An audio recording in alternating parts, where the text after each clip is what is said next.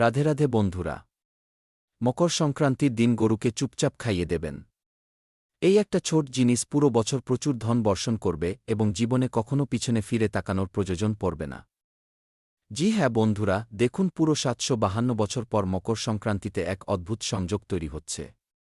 যদি আপনি চুপচাপ কাউকে না জানিয়ে গরুকে এই একটি ছোট জিনিস খাইয়ে দেন, তবে আপনার ৭ জন্মের পিতৃ দোষ দূর হবে, গ্রহ দোষ দূর হবে, বাস্তু দোষ দূর হবে এবং আপনার জীবনে যত দুঃখ, কষ্ট, বেদনা আছে সেই সব জিনিস একদম গোড়া থেকে মিটে যাবে। এবং বন্ধুরা, জীবনে এত ধন আসবে যে সামলাতে পারবেন না। না অন্যের অভাব হবে আর না ধনের অভাব হবে। জি হ্যাঁ, দেখুন আজ এই ভিডিওতে আমি এই উপায়ের ব্যাখ্যা করতে চলেছি। সেই উপায়টি খুব সাধারণ, কিন্তু সেই উপায়ের সাথে এর যে নিয়মগুলো আছে সেই নিয়মগুলো খুব কঠোর। আর সেই নিয়মগুলো জানা আপনাদের জন্য খুবই জরুরি হবে। কারণ দেখুন, উপায় তো মানুষ সহজেই করে নেয়, কিন্তু উপায় করার পর সেই সংকল্পগুলোর খেয়াল রাখতে পারে না যা উপায়ের সাথে সম্পর্কিত। দেখুন সেই গুপ্ত জিনিসটি আসলে কি যা আপনাকে গোমাতার খাওয়াতে হবে, এবং মকর সংক্রান্তি ও গোমাতার সম্পর্ক কি, এই কথাও আমি এই ভিডিওতে আপনাদের জানাব। তো দেখুন, আপনাদের কাছে আমার হাত জোট করে একটা ছোট অনুরোধ যে আপনারা সবাই এই ছোট ভিডিওটি শুরু থেকে শেষ পর্যন্ত মনোযোগ দিয়ে অবশ্যই দেখবেন, কারণ এই ভিডিওতে আমি আপনাদের জানাব যে গোমাতা এবং মকর সংক্রান্তির কি সম্পর্ক, উপায় সম্পর্কিত নিয়ম, সতর্কতা এবং সংকল্প যা আপনাদের জানা অতি আবশ্যক। এটাও জানাব যে এই উপায়টি কিভাবে এবং কোনো পথে আপনাদের লাভ দেবে। ভিডিওটি লাইক করে দেবেন এবং কমেন্ট বক্সে জয় গোমাতা লিখে দেবেন। জি হ্যাঁ, দেখুন মানুষের জীবনে অনেক সমস্যা আছে, অনেক দুঃখ, অনেক কষ্ট আছে। কিন্তু সেই সব জিনিসের শুধু এই একটাই উপায় আছে যা আপনাকে মকর সংক্রান্তির দিন করতে হবে। উপেক্ষা করবেন না, কারণ মকর সংক্রান্তির মহাপর্ব বছরে শুধু একবারই আসে এবং মকর সংক্রান্তির গুরুত্ব শাস্ত্রেও বলা হয়েছে। জি হ্যাঁ বন্ধুরা, দেখুন বলা হয় যে মকর সংক্রান্তিকে মানুষ প্রায়শই শুধু একটা ছোট উৎসব মনে করে নেয়। মানুষ সারাদিন ঘুড়ি ওড়ায়, বাড়িতে ভালো ভালো খাবার তৈরি করে। কিন্তু দেখুন, ঘুড়ি ওড়ানো এবং খাবার তৈরি করার বাইরেও একটা এমন গুপ্ত উপায় আছে যা আপনাকে মকর সংক্রান্তির দিন করতে হবে। জি হ্যাঁ, সত্য এটাই যে এটি বছরের সবচেয়ে গভীর এবং সবচেয়ে প্রভাবশালী মোড়। কারণ মকর সংক্রান্তি শুধু একটা সাধারণ দিন নয়। এই দিনই সূর্যের গতিপথ বদলায়। এই দিনেই প্রকৃতির একটা নতুন হিসাব শুরু হয়। জি হ্যাঁ বন্ধুরা, দেখুন প্রাচীনকালে পুরনো সময়ের মানুষরা একে খুব গুরুত্বের সাথে নিতেন, কারণ তারা জানতেন যে এই দিন করা একটা ছোট ভুল পুরো বছরের উপর ভারী পড়তে পারে। এই দিনের গুরুত্ব এই জন্য আরও বেড়ে যায় কারণ এটি এই বছরের সবার প্রথম উৎসব। জি হ্যাঁ বন্ধুরা, এই দিন করা ছোট ভুলও পুরো বছরের উপর ভারী পড়তে পারে। আর এই দিন করা ছোট সঠিক কাজ পুরো বছরের সাহারা হতে পারে। মকর সংক্রান্তির আসল অর্থ হল বাধা থেকে বেরোনো, স্থবিরতা ভাঙা এবং জীবনে এগিয়ে যাওয়া। এই জন্যই আমাদের মুরব্বীরা বলতেন যে এই দিন যে বীজ বোনা হয় সেটাই পুরো বছর ফল দেয়, অর্থাৎ যে উপায় করা হয় সেই উপায়ই পুরো বছর আমাদের জীবনের ব্যবস্থাকে শুধরে দেয়। বন্ধুরা, এই জন্য দেখুন এই দিন দানেরও অনেক গুরুত্ব থাকে। পুরনো কাল থেকেই মানুষ মকর সংক্রান্তির দিন দান করে আসছেন। এই দিন অন্নদান, সংযম এবং ব্যবহারের উপর খুব মনোযোগ দেওয়া হয়, কারণ ধন কেবল পেশা দিয়ে তৈরি হয় না। ধন তৈরি হয় চিন্তা দিয়ে, কর্ম দিয়ে এবং সময়ের বুঝ দিয়ে। জি হ্যাঁ বন্ধুরা, আপনারা দেখেছেন যে অনেক লোক সারা বছর পরিশ্রম করে, রক্ত জল করা পরিশ্রম করে, কিন্তু তবুও টাকা টেকে না। অন্ন থাকা সত্ত্বেও বাড়িতে অভাবের অনুভূতি থেকে যায় এবং ধন তৈরি হয় চিন্তা থেকে, কর্ম থেকে। জি হ্যাঁ বন্ধুরা, দেখুন বারবার খরচ হঠাৎ চলে আসে এবং খরচ হয়, টাকা থামে না, এবং এর পিছনে কারণ প্রায়শই সেই অদৃশ্য বাধাগুলো হয় যার সমাধান আমাদের শাস্ত্র এবং ঐতিহ্যে লুকিয়ে আছে। দেখুন মকর সংক্রান্তিতে তিল এবং গুড় এই জন্য খাওয়া হয় কারণ তিল ত্যাগের প্রতীক এবং গুড় মিষ্টতার, অর্থাৎ জীবনে তিক্ততাকে ছেড়ে মিষ্টতা গ্রহণ করার সংকেত। এই দিন দান এই জন্য বলা হয়েছে কারণ যখন সূর্য দিক পরিবর্তন করে তখন অহংকার ছাড়া সবচেয়ে জরুরি হয়। পুরনো সময়ে মানুষ এই দিন বেশি কথা বলতেন না, ঝগড়া করতেন না এবং কোনো ক্ষুধার্তকে দেখে উপেক্ষা করতেন না। জি হ্যাঁ বন্ধুরা, কারণ মনে করা হতো যে এই দিন করা উপেক্ষা সরাসরি ভাগ্যে নথিভুক্ত হয়ে যায়। এই দিন করা কর্ম সরাসরি ভাগ্যের বা কিসমতের দিক পরিবর্তন করে দেয়। জি হ্যাঁ বন্ধুরা, তাই বলা হয়েছে যে মকর সংক্রান্তির পর্ব সাধারণ মনে করা হয় না। এখন এখানে একটা খুব গভীর কথা আসে যা খুব কম লোক বোঝেন। মকর সংক্রান্তিতে প্রকৃতি শোনে কিন্তু শোরগোল শোনে না, লোক দেখানো দেখে না। মকর সংক্রান্তির পর্ব হল শুধু ভাবনা এবং মৌন থেকে করা কর্মগুলোকে চেনা। অর্থাৎ যে গুপ্ত উপায় এবং যে গুপ্ত কাজ যদি আমরা মৌন থেকে করব, সবার থেকে লুকিয়ে করব, তবেই তার ফল আমরা প্রাপ্ত করব। বন্ধুরা, এই জন্য যে লোকেরা এই দিন ক্যামেরা লাগিয়ে লোকেদের দেখিয়ে দান করে তাদের সন্তুষ্ট মেলে কিন্তু স্থায়ী ফল নয়। কারণ দেখুন, আজকের সময়ে লোকেরা দান পুণ্যকেও একটা ট্রেন্ডিং টপিক বানিয়ে দিয়েছে। গোশালায় লোকেরা যাচ্ছে তো সেখানে ফোন বের করে দাঁড়িয়ে যায়। গোমাতাকে চারা খাওয়ায়। কোনো অন্ন এবং ধন কোনো গরিবকে দান করছে তো তাদের সাথে ছবি তোলে, ভিডিও বানাতে শুরু করে দেয়। লোকেদের লোক দেখানো করে। কিন্তু শাস্ত্রে বলা হয়েছে যে দুটি জিনিস আমাদের সর্বদা লোকেদের থেকে লুকিয়ে করা উচিত। প্রথম দান এবং দ্বিতীয় পূজা পাঠ ও ধ্যান। কারণ এই দুটি জিনিস যত লুকানো থাকবে তত ফল আপনি পাবেন। শীঘ্রই তো দেখুন যে এখন ধীরে ধীরে আমি আপনাকে সেই দিকে নিয়ে যাচ্ছি যেখানে আসল রহস্য লুকিয়ে আছে। কিন্তু তার আগে এটা বোঝা জরুরি যে গরুকে আমাদের শাস্ত্রে এত উচ্চ স্থান কেন দেওয়া হয়েছে।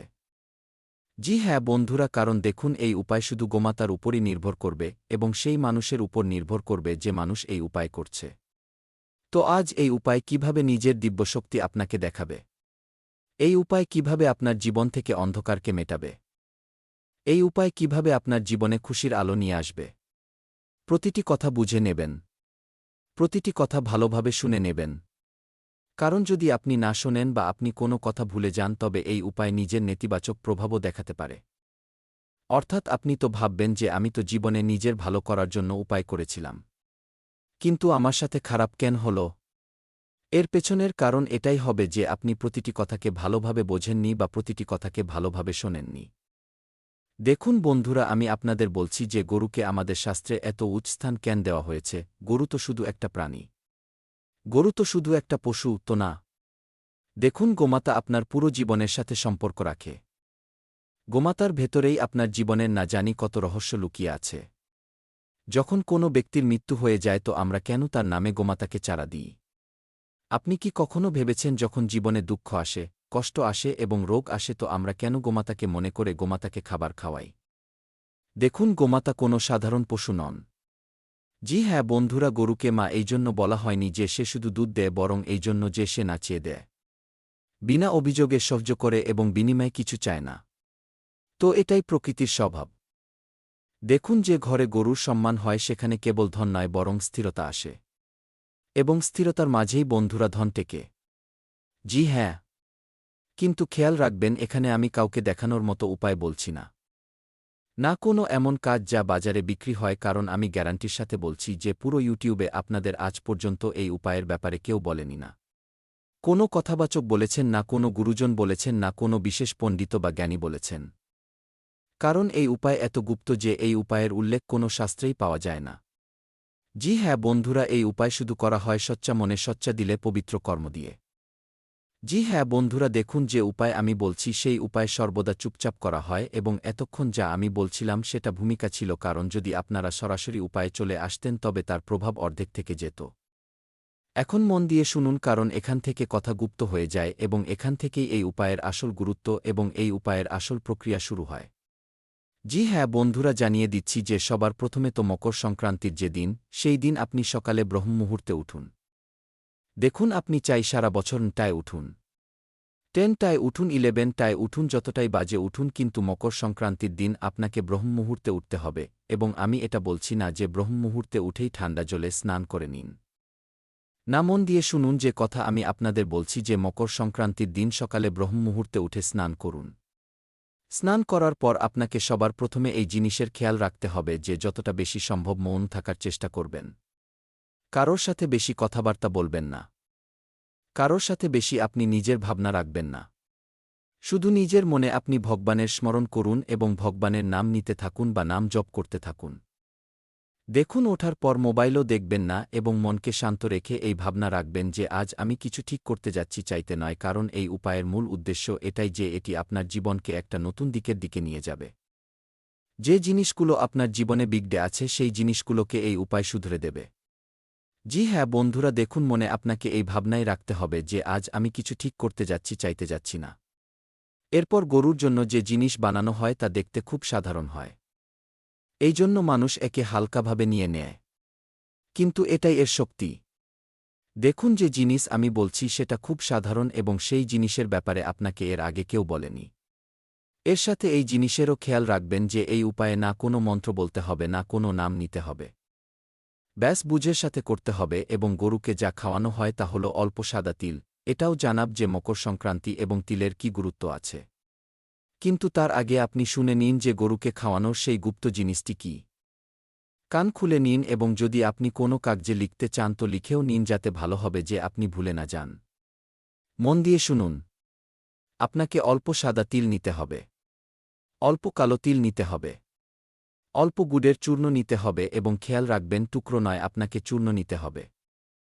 অর্থাৎ যদি আপনার ঘরে গুড় থাকে তো সেই গুড়কে আপনি পিষে নিন। এখন তাতে কিছু কাঁচা চালের দানা এবং সবার শেষে আঙুল দিয়ে ছোঁয়া এক ফোঁটা দেশি ঘি আপনাকে তাতে মেশাতে হবে। তার মধ্যে একটু কালো লবণ বা বিট লবণ মেশাতে হবে, একটু সৈন্ধব লবণ মেশাতে হবে এবং গরুর শুদ্ধ পবিত্র এক চিমটি ঘি তার মধ্যে মেশাতে হবে। এখন এখানে একটা খুব গুপ্ত বিষয় আছে যে সৈন্ধব লবণ যা মেশানো হয় তা সাধারণ লবণ হয় না, এবং এটাও খেয়াল রাখবেন যে আপনি ভুল করে কোথাও সাধারণ লবণ মিশিয়ে দেবেন না। তাতে একটু সৈন্ধব লবণ মেশাবেন এবং একটু কালো লবণ বা বিট লবণ মেশাবেন। দেখুন, এই সব কোনো থালায় সাজিয়ে নয়, বরং সরাসরি হাতে নিয়ে গরুকে খাওয়াবেন। যদি আপনি নিজের হাতের তালুতে রেখে গরুকে খাওয়ান এবং গরু নিজের জিভ দিয়ে আপনার হাতের তালু স্পর্শ করে নেয়, তো বুঝে যাবেন যে সাক্ষাৎ মা আপনার সমস্ত কষ্টকে নিজের ভেতর সমাহিত করে নিয়েছেন। কারণ দেখুন, আমি আপনাদের বলে দিচ্ছি যে এই সব জিনিস যদি আপনারা থালায় রেখে গোমাতাকে অর্পণ করেন তবে ততটা জলদি প্রভাব হবে না। সরাসরি হাতে নিয়ে গরুকে খাওয়াতে হবে। তারপর খেয়াল থাকে যেন এই উপায় আপনি করে নিলে কাউকে বলবেন না, না কাউকে দেখাতে হবে। আর সবচেয়ে জরুরি কথা, খাওয়ানোর সময় কোনো ইচ্ছা বলবেন না। একদম খালি মন রাখবেন, শান্ত মন রাখবেন মনের মধ্যে কারোর প্রতি। না তো নেতিবাচক ভাব উৎপন্ন হোক, না কারোর প্রতি আমরা ভুল ভাবি, না কারোর প্রতি ভালো ভাবি। খালি মন রাখতে হবে।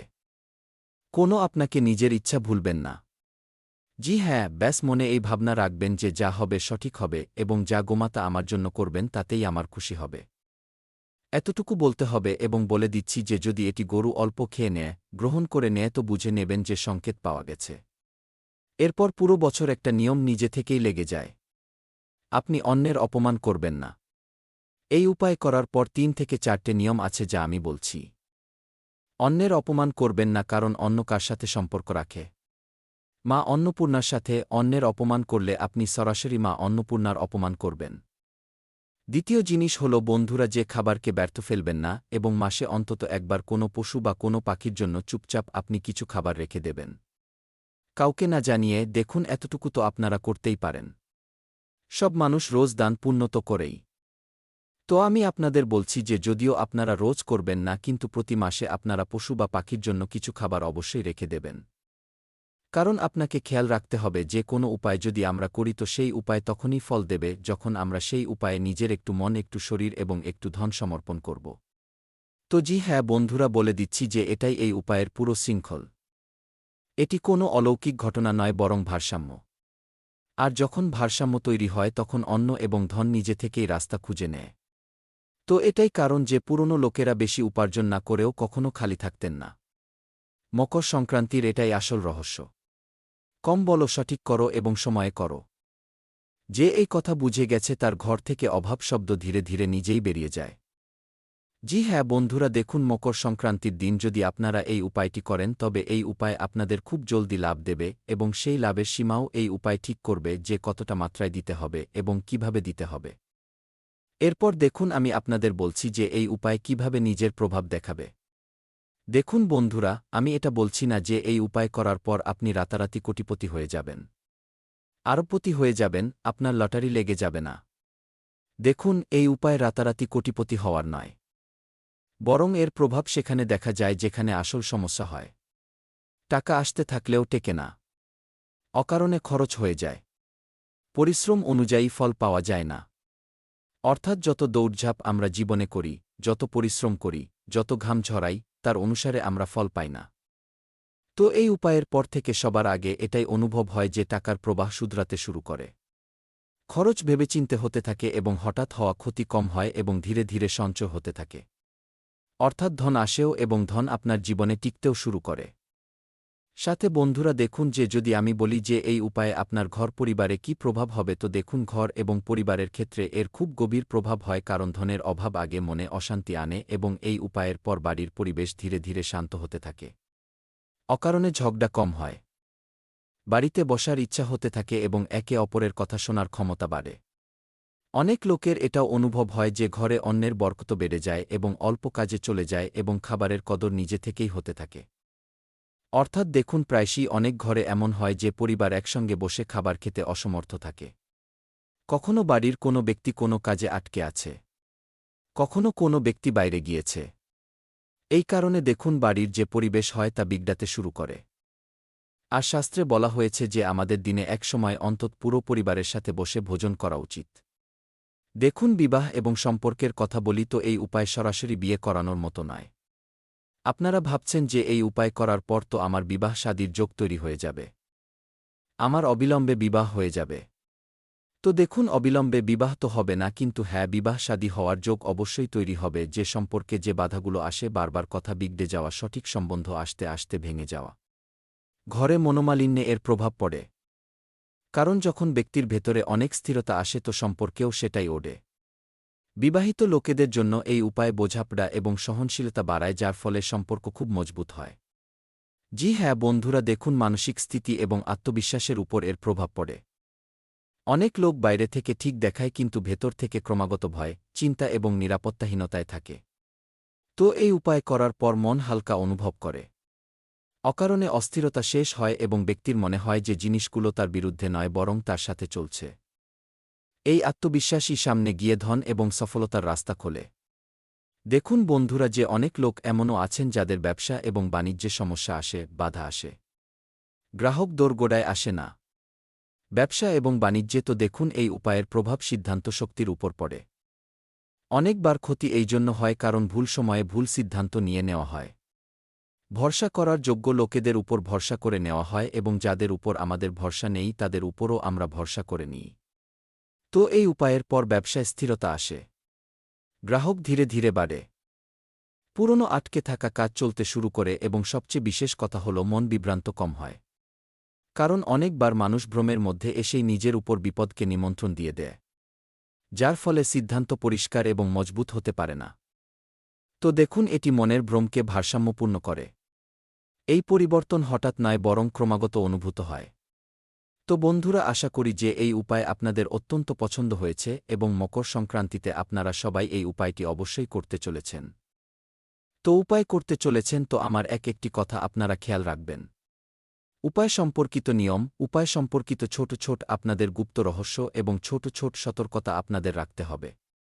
তো দেখুন, আশা করি যে ভিডিওর সমাপ্তি এখানেই হচ্ছে।